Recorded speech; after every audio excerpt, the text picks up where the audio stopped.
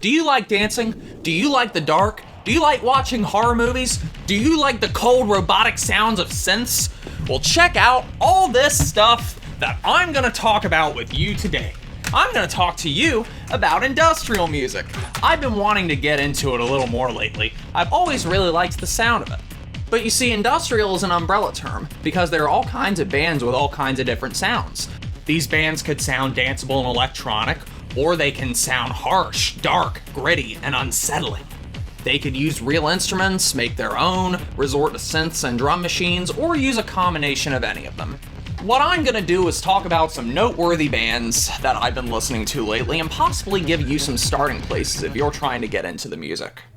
The first band I'm gonna talk about is Throbbing Gristle. You know what? The review could just end here. Go listen to Throbbing Gristle. Bye! Whew, what to say about this band? They're highly avant-garde and experimental. They're more focused on noise, samples, and sound effects rather than sounding like a full band. If you look in the booklets of their albums, you can see that they're standing in front of factories and all kinds of machines. It really puts you in the mindset for this type of music, not to mention a lot of other bands started taking pictures just like this.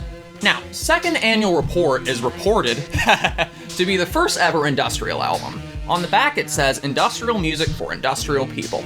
Hard to believe that for 1977, something as dark and unsettling as this could have been created.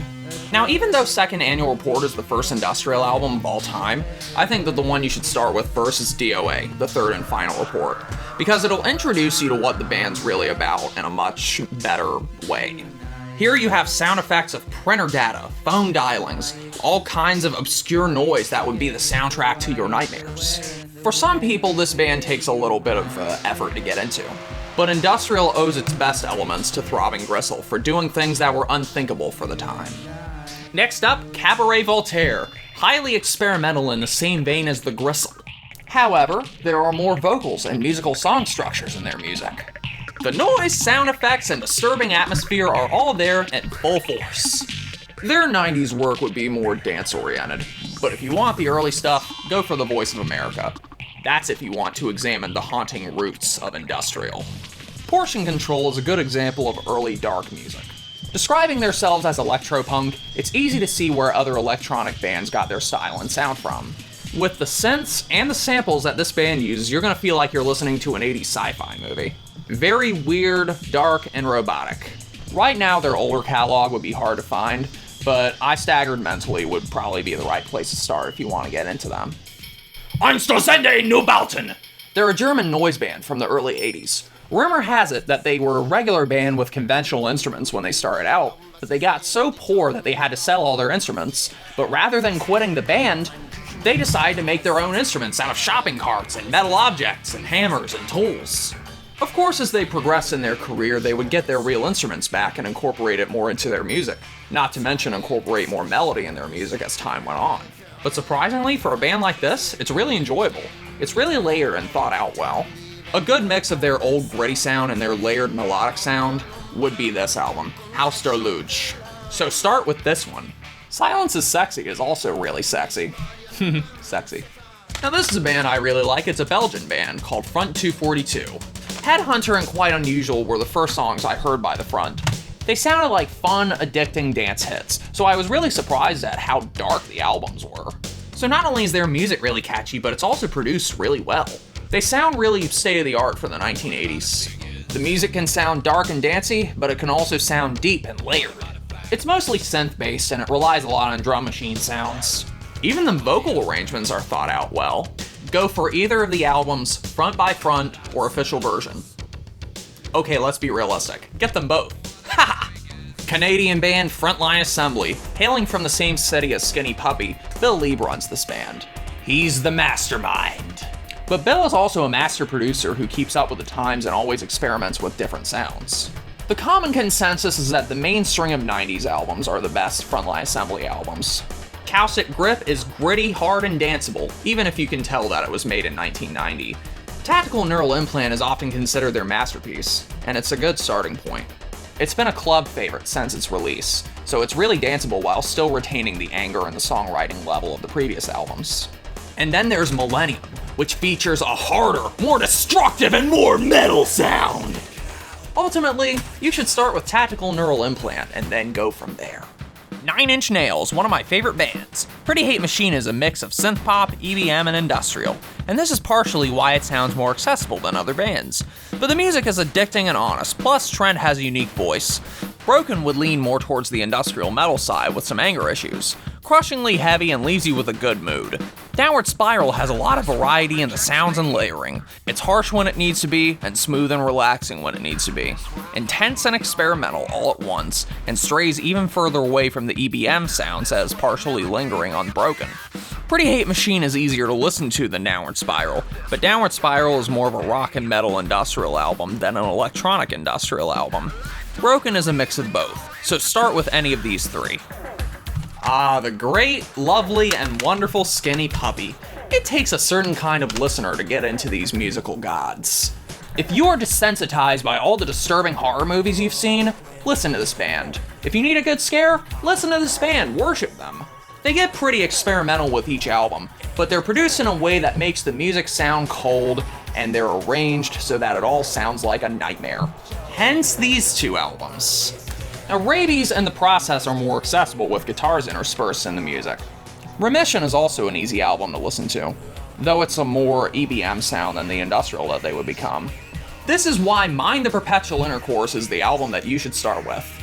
It encompasses everything that they were about in their career. It has synths, monsters, samples, darkness, cold, brilliant production, a mix of the EBM of their first couple albums and the harsh industrial sounds of their later albums. This will prepare you for the ultimate nightmare that would be Too Dark Park a few years later, but I'll leave you to investigate that one. Time to get crazy, you know why? Because of Ministry! After an album that started the band off in the new wave department, Ministry took an industrial side and made it more hard-hitting and headbangable. Twitch is an EBM album that's enjoyable to listen to, but it's not quite the land of rape and honey. For this one, it takes a couple songs for the album to kick in, but when it does kick in, you feel like you've been kicked in the balls by the iron boots from Ocarina of Time. Deity is fast and moshable, but Golden Dawn just makes you want to be the Crow.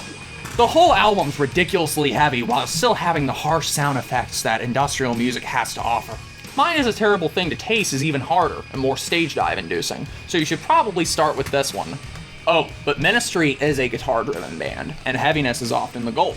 Some people don't like guitars in their industrial music, but if you don't mind guitars and have more of a metal background, then Ministry is for you.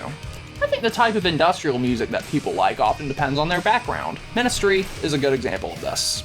Speaking of Ministry, the Revolting Cocks. He said cock. They're a supergroup featuring members from all kinds of different bands at different times.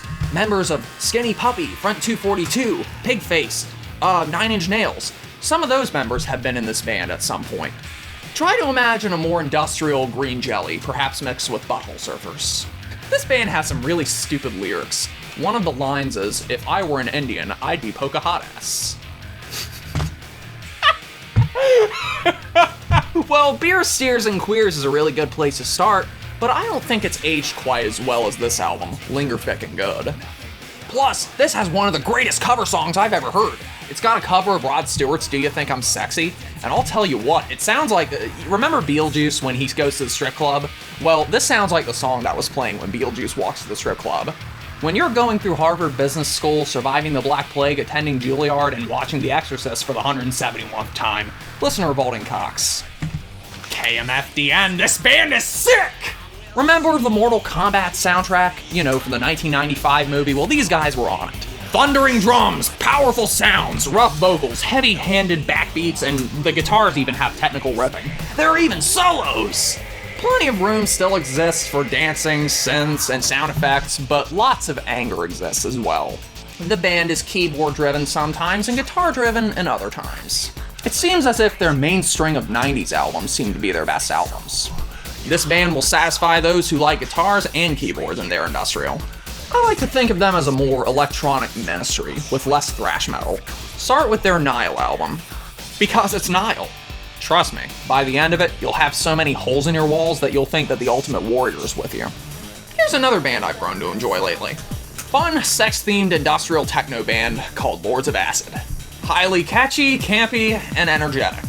The lyrics are really stupid though. There are a couple songs they have about having intercourse with aliens. So obviously something that you can't take seriously all the time, which is what I like about it. Would you believe that the crab louse was used in the trailer for Finding Nemo? This band and Disney movies do not go together. Lust is their best album. Period. Their other albums are great, but Lust has this intensity that was hard to match afterwards. Nitzer Ebb! Angry and punky techno-industrial. Listen to that Total Age. Primitive drum machines and primitive production, so it's not quite as layered as the other bands. The album sounds militant and danceable, and it was pretty influential for its time. But this is if you want to listen to an early form of this type of music.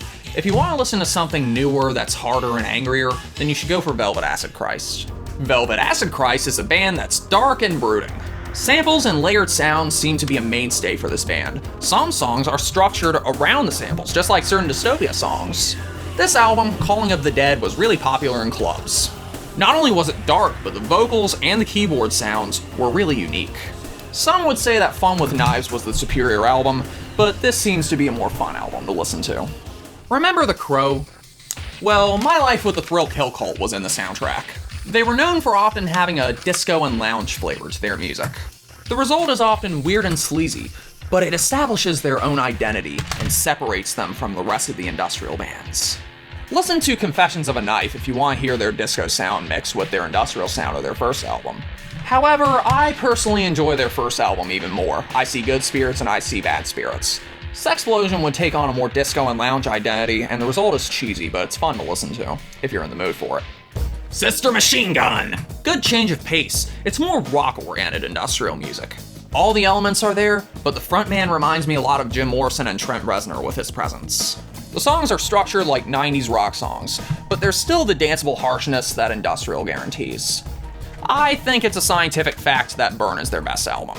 Just look at the beautiful artwork. Oh, and on the CD there's a pre-gap track that begins before the first song, so find a way to listen to that.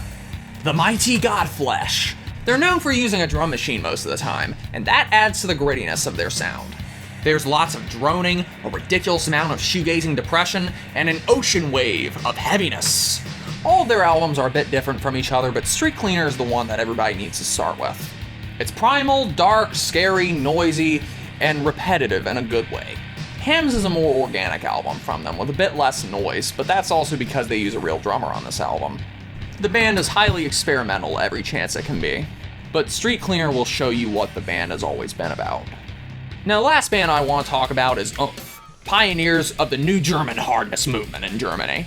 They blend a few styles and a few different sounds depending on which album that you hear. Their early album was more EBM, but their next couple albums would show a more industrial metal side.